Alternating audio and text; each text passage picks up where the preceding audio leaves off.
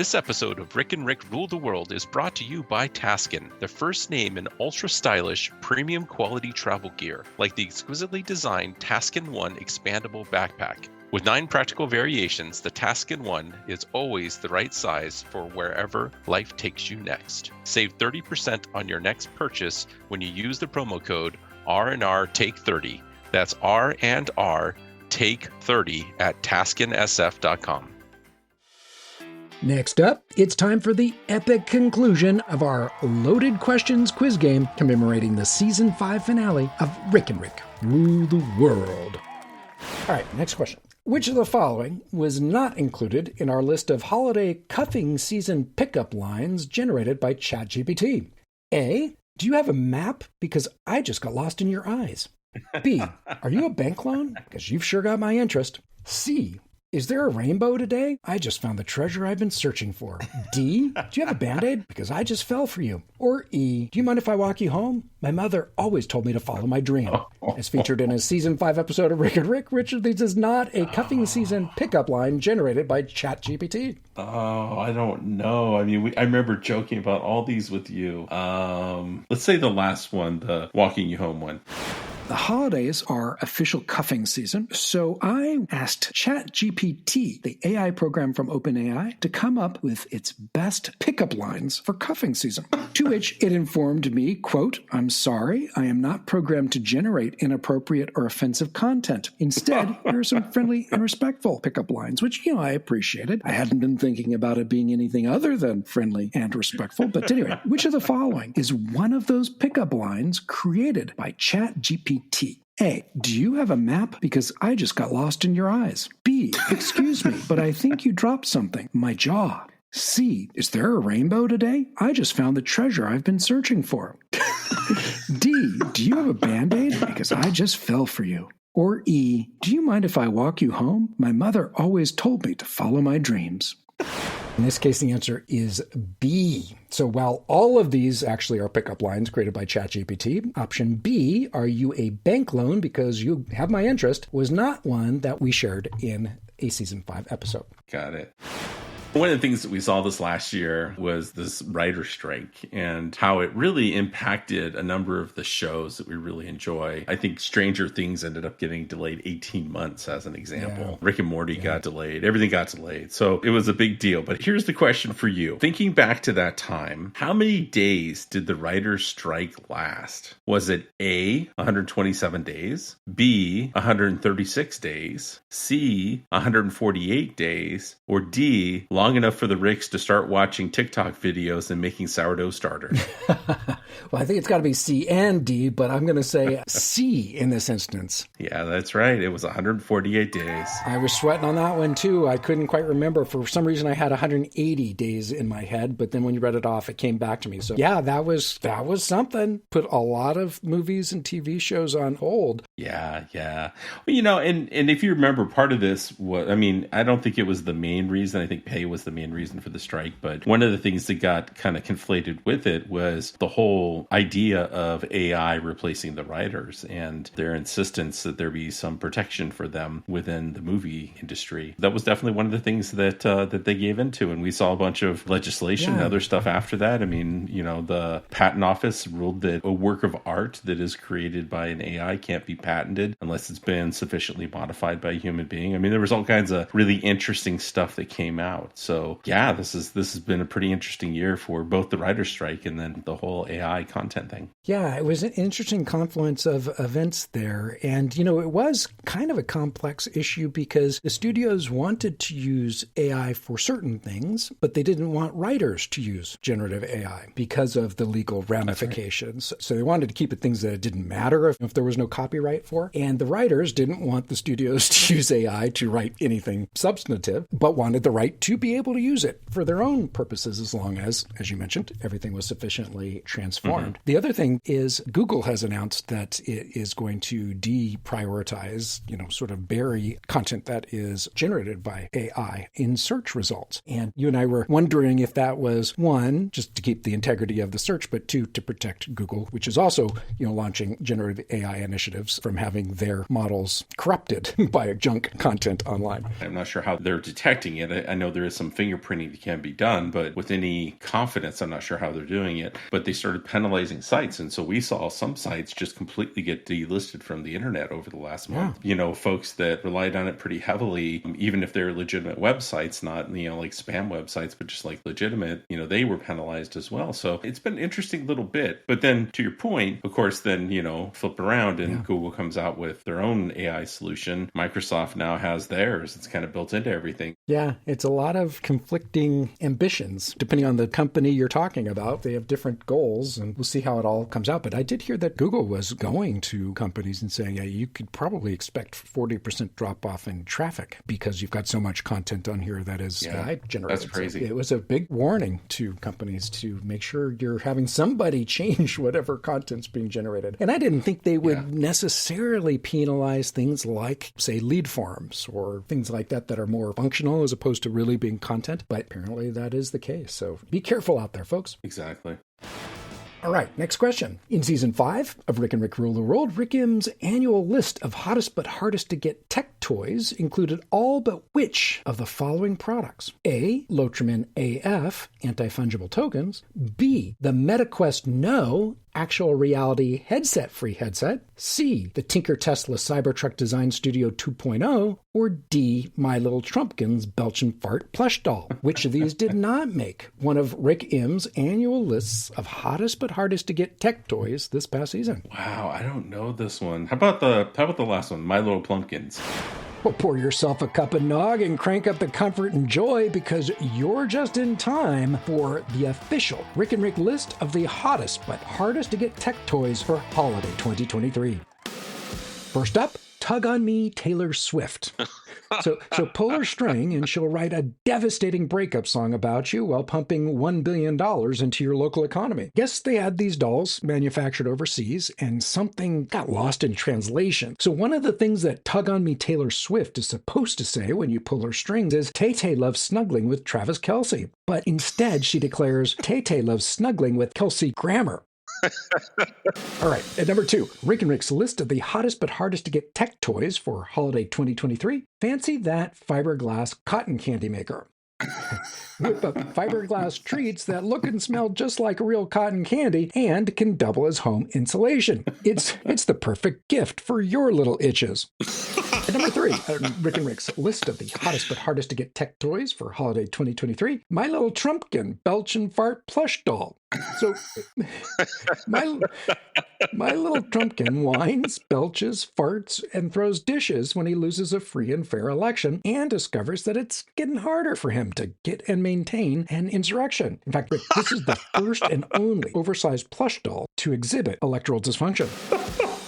And last on our list of the hottest but hardest to get tech toys for holiday 2023, Snoop Doggy. Snoop Doggy may not be the first robot dog to hit the market, but it's the only one that teaches your kid how to roll a joint while rapping to Martha Stewart. And there you have it, folks. Rick and Rick's hottest but hardest to get tech toys for holiday 2023. Yeah, the My Little Trumpkin Belch and Fart plush doll did make it. In fact, it was in our 2023 list. So the answer was actually A, Lotrimin AF, only because it was actually during a prediction episode, not a hottest but hardest to get tech toys episode, in which Rick M predicted that foot care brand Lotrimin AF would jump on the whole NFT bandwagon and launch Lotrimin AFTs, anti-fungible tokens. I remember that one. There you go. Yeah, that's awesome. We'll be back after this short break. Hey, Rick and Rick Nation, don't forget to check out our website at rickandrick.com, where you can listen to new and archived episodes. Join in on the conversation, or, just make fun of our photos. It's double the Rick in just one click at rickandrick.com. You see how I did that? It was clever, wasn't it? I like that. And welcome back to Rick and Rick Rule the World as the Ricks continue an epic round of loaded questions, celebrating our big Season 5 finale. Next question. In one Season 5 episode, listeners learned that agency giant Merkle believes retail marketers should add which of the following as a fifth P in marketing, making it product, place, price, promotion, and A, payments, B, packaging, C, personalization, D, pantomime, or E, parsley, sage, rosemary, and thyme. In a Season 5 episode, listeners learn that Merkle believes which of these should become the fifth P in marketing? I'm not positive, but I feel like it was payment. You are correct. I posed the question, and I know you were going to say C, personalization, because that's what I would have picked out of this. Totally. And no, it was just because of the pandemic and this massive shift to different digital transaction models that now up to 57% of people literally will pick a retail store based in part by what payment options that they offer. And so they were suggesting that at this point anyway, payments could be added. Certainly personalization could also be added. Whether it's a fifth or sixth P, I don't know, but definitely that's something that folks want. Absolutely. All right, next question. This past season, Rick W. admitted being uncomfortable with A, snacking after 3, B, ordering coffee at Starbucks, C, flying into Miami on an empty stomach, D, ordering breakfast at a diner in Eugene, or E, the results of talking a buddy into going to see a terrifying vampire movie called Twilight. This past season, Rick W. admitted being uncomfortable with what? Oh, dang. I feel like I did all those, but for sure it was Twilight. Yeah, I had never in my life been to Amsterdam until 18 months ago. When I was growing up, I'd listen to people talk about marijuana and prostitution. And, it was like, and they got there and I fell in love. I mean, it is an amazing, and not with the drugs and the prostitution, but with the town itself. In addition to those things, the town is great. Miami doesn't even start until 10 o'clock at night. I'm starving. Let's go get some food. I wasn't really sure what to expect of Eugene. And I was talking to the waiter in the restaurant. He said, yeah, I had these 2 Californians in here the other day and they were mad because I couldn't tell them whether or not the food had gluten in it. And it's like, dude, I'm so sorry. I know we're weird about our food. I just want a burger. I'm not going to make it complicated. You don't even have to cook the damn thing. But I'm not a coffee drinker. So like whenever I have to go into like Starbucks or whatever, it's like, I would like a tall, iced latte, low fat. It's like, I feel like I'm taking a test and I'm trying to guess the answers. I absolutely love vampire movies. And I knew nothing about Twilight other than I saw a commercial on TV and it was a vampire movie. So I grabbed my friend and I'm like, dude, let's go. We're going to the movies. We go in there. All there are 14-year-old girls and then him and I. Yes, that is one of the answers. So it was all but A. In separate episodes, we talked about how, because you don't drink coffee, going to Starbucks, you don't know what it is. It's like a foreign language. You told us the story of flying into Miami and landing at 10 o'clock on an empty stomach and being very hangry, and then ordering breakfast in Eugene, and then lastly, talking a buddy into coming along to see what you thought was going to be a terrifying new vampire movie called Twilight. By the way, was it long-time listener Jerry? No. Was it Jerry? Whoever it is, you owe them big. I do. I can't remember if it was Jerry or if it was Jeff. It was one of the J guys. The closest thing I can think of is, for whatever reason, opening weekend of E.T. Me and my friends thought that was like a sci-fi adventure. We get to the movie, and about 20 minutes in, we're like, what the f*** is this? Yeah, that's awesome. Then we started liking it, once we realized, okay, it's not what we thought it was. But there was like a good minute. Are we leaving? This is like some kind of kid movie. And we were just kids, but we were just at that age where we were all, it was like riding our bikes to go see horror movies that our parents didn't want us to see kind of thing. And we thought we were, pulling a fast one going to see E.T. Yeah, no, I've been there. I've been there. All right, next question. Season 5 of Rick and Rick included a segment on how Nestle leveraged generative AI to A, expand Vermeer's classic painting The Milkman for its yogurt and dessert brand La Latier. B, animate Da Vinci's Mona Lisa for Kit Kat. C, bring Munch's The Scream to life for Nestle Quick. D, none of the above. E, all of the above. Or F, potentially one or more of the above depending on a coin flip. Season 5 of Rick and Rick included a segment on how Nestle leveraged GenAI to do what? Oh, man. I think it was A. You are correct. So okay. Yeah. Now, there was a trick there, actually. You are correct, and I'm going to give you the points, but I changed it slightly. So, in truth, Season 5 of Rick and Rick featured a segment on how Nestle leveraged generative AI to expand Vermeer's classic painting, The Milkmaid, for its yogurt and dessert brand La Latier. So this was a commercial where they took that painting, and then they expanded beyond the borders of what you see in the painting using generative AI. So it was kind of fun, but, it seemed like everyone and their dog were doing this within a month after that campaign came out. Yeah, totally. Yeah. This is only tangential, Rick, just because I saw this the other day and now I can't unsee it. So I was going through, I don't know, it was Instagram or something, and someone had a picture of Munch's The Scream. You've seen The Scream before, but asked, what if he was just a really bad artist trying to paint a dog and people just mistook it for somebody screaming? You look up this painting now and you're going to see a dog.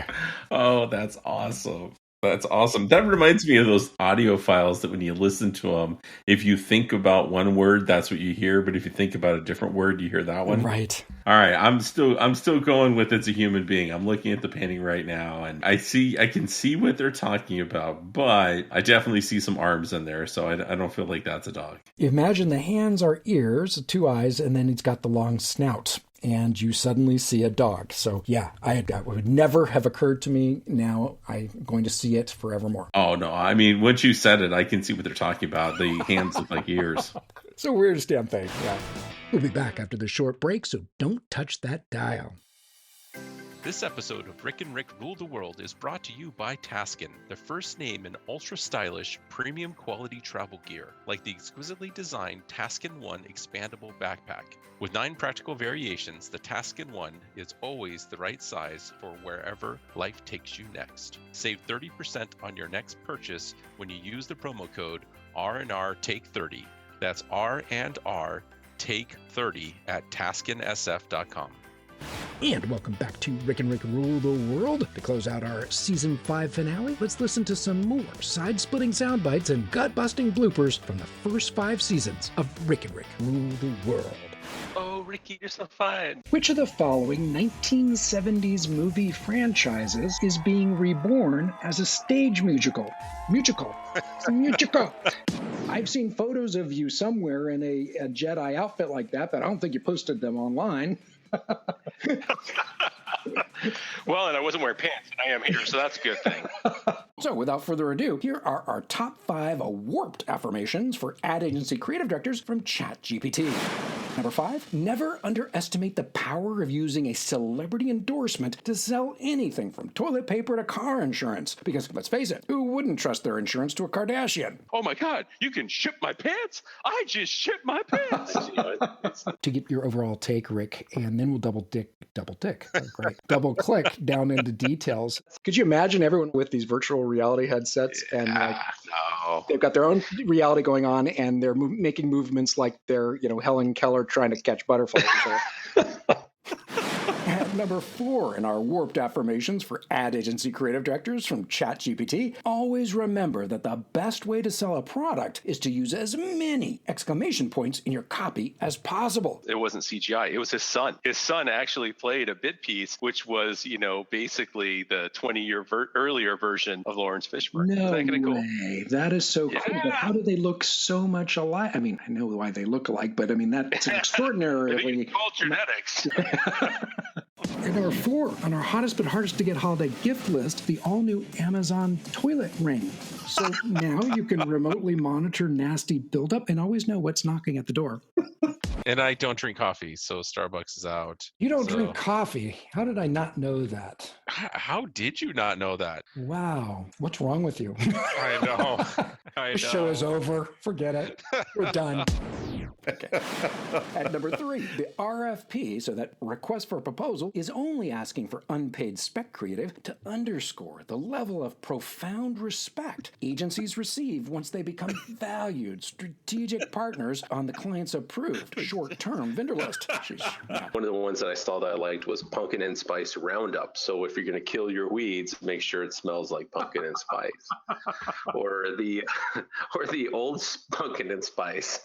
Or the old man who wants to attract the young ladies, I guess. NBC had a report that parents are naming their kids after their favorite Game of Thrones characters. This includes 560 baby girls in 2018 named Khaleesi, and get this, 173,204 babies were named Hodor.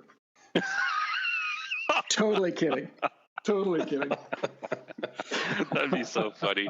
You know what his first word would be? Yeah, exactly. Until next time, this is everybody. That makes no sense. I don't know where I was going with that one. Yeah, this is everybody whose name is Rick.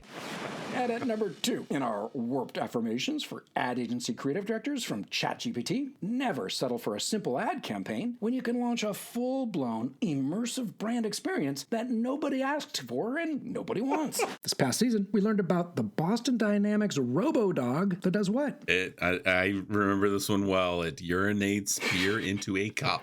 I was impressed because I don't think I could pee into a cup with the precision that this robot did.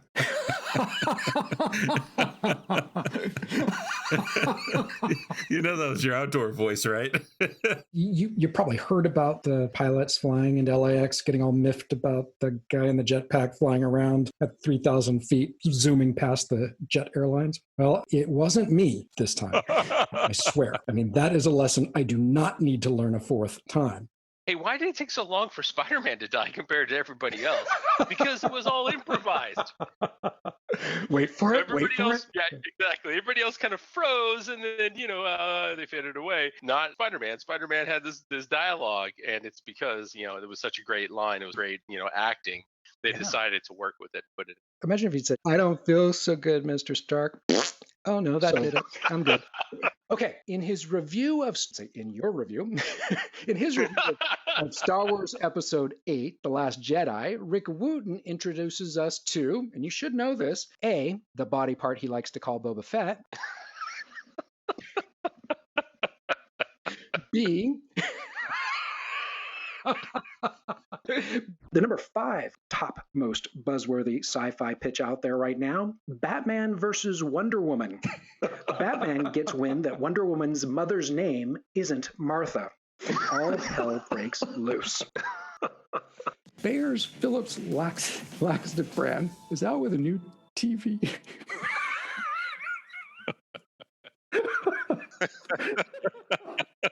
Our number 3 most buzzworthy sci-fi movie pitches in Hollywood right now, Arrival 2. So did you see Arrival, Amy Adams with the creatures that visit Earth? Arrival 2 has Amy Adams traveling to the Snuffleupagus homeworld as an ambassador from Earth. Brought to you by the letter K. Honeycomb. Mm-hmm. Yeah. It's not small. No. Honeycomb's got a big bite. Okay, so Bayer's Philips laxative brand is out with a new TV and online campaign featuring which of the following taglines? A, Philips, a gentle natural dump in about 30 minutes. Now, the number 1 most buzzworthy sci-fi movie pitch right now in Hollywood, Minor Squabble for the Planet of the Apes. Caesar and the humans aren't fighting again. They're just having a heated discussion. Oh, Ricky, you're so fine. I also asked ChatGPT to write a 10-second promo for Die Hard as a Christmas movie. Oh. And it reads, this holiday season, give the gift of Die Hard. Join John McClane as he battles terrorists and saves the day on Christmas Eve. With nonstop action and hilarious one-liners, it's the ultimate holiday classic. Yippee-ki-yay, movie lovers. Die Hard is available now. Oh. Ricky, you're so fine. You're so fine. So that was A, Philips, a gentle natural dump in about 30 minutes. B, Philips, gentle natural relaxative. C.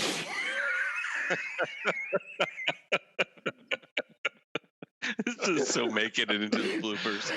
Just refresh my memory. We decided not to do a Jurassic World Fallen Kingdom review, right? Yeah, we basically decided that it would be like re-reviewing the second movie. So we didn't feel that was necessary. I can't even get half erect thumb up for that one.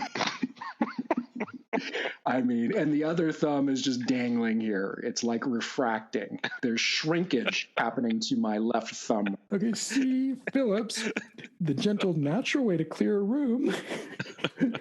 Or D, Phillips, you deserve a good poop today. Which of these is the new tagline for Philips Laxative? Okay, so my number 1 movie, this is going to kill you, Rick. This is just going to kill you. So, I haven't been a fan of the 2 Tom Holland Spider-Man movies. Right. But Disney sent me a screener of the new film, Spider-Man No Way Home, which is set to hit theaters December 16th. And wow, it is fun. Okay, wait. You know. I'm totally pulling your leg. I'm totally making that up. We were about to not be friends here. I know. Oh. Ricky, you're so fine. I'm really hoping it's the last one. You deserve a good poop. The answer is D. You are correct. So I think I think this is from Ad Age. Phillips Laxative is out with a new campaign in which the voiceover tell the viewers that, quote, you deserve a good poop today. In a statement, Teresa Gonzalez Ruiz, VP of Marketing for Nutritionals and Digestive Health.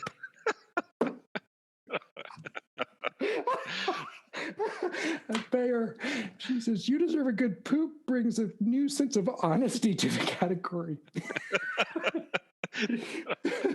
Adding, in particular, we are excited about how it subverts the taboo topics of poop and constipation, bringing viewers into situations that feel aspirational.